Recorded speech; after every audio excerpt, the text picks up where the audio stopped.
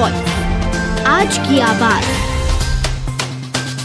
मध्य प्रदेश में e commerce कंपनियों पर हथियार और मादक पदार्थ की बिक्री को लेकर सरकार सख्त हो गई है। बुधवार को गृह मंत्री नरोत्तम मिश्रा ने अमेजॉन और फ्लिपकार्ट को चेतावनी दी।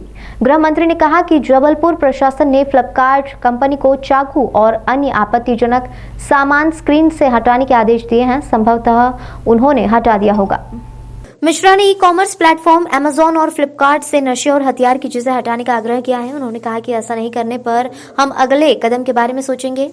बता दें, ई कॉमर्स कंपनी से हाल ही में मादक पदार्थ और चाकू जैसे हथियार खरीदी के मामले सामने आए हैं। राहुल गांधी पर निशाना साधते हुए उन्होंने कहा कि मॉब लिंचिंग की शुरुआत 84 के दंगों में कांग्रेस के लोगों ने हमारे सिख भाइयों का कत्लेआम करके की थी। उन्होंने चुनाव देखकर यूपी में ही मॉब लिंचिंग दिखाई देती है, उन्हें केरल में मॉब लिंचिंग दिखाई नहीं देती। केरल में एक एक भाजपा कार्यकर्ताओं को 84 घाव लगे हैं।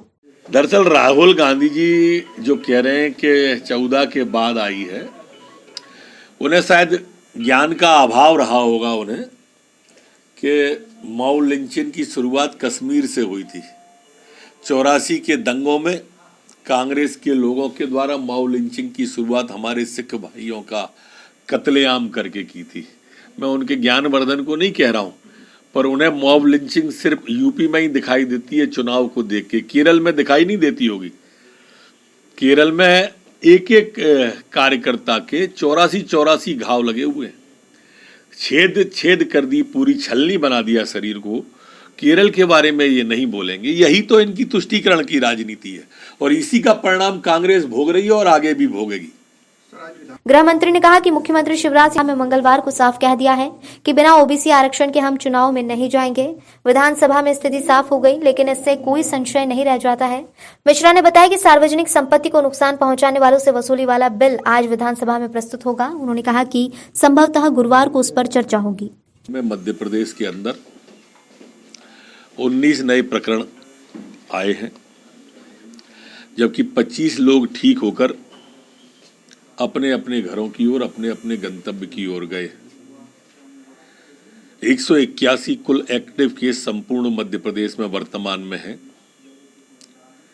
संक्रमण दर हमारी 0.003% है, जबकि रिकवरी दर हमारी अभी भी 98.6 पर स्थिर बनी हुई है।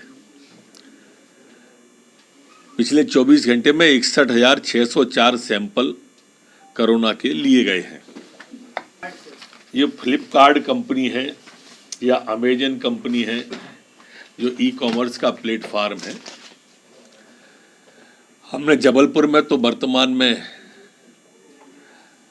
जो फ्लिपकार्ट कंपनी है उसको ये चाकू और इस तरह के आपत्तिजनक सामान अपने स्क्रीन से हटाने के आदेश कर दिए। लिखित में आदेश उनको भेज भी दिया है। संभवतः उन्हें हटा दिया होगा, नहीं हटाएंगे तो हटवा देंगे।